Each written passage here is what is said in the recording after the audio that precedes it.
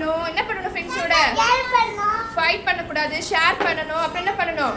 Care பண்ணணும். Very good. Help பண்ணணும். ரொம்ப ஃப்ரெண்டிங் டைப், ரொம்ப கைண்டா இருக்கணும். ஓகேவா? You play each other. கரெக்ட்டா? ஃப்ரெண்ட்ஸோட விளையாடுவீங்க. அப்புறம் என்ன பண்ணுவீங்க? You share each other and also have fun with each other. கரெக்ட்டா?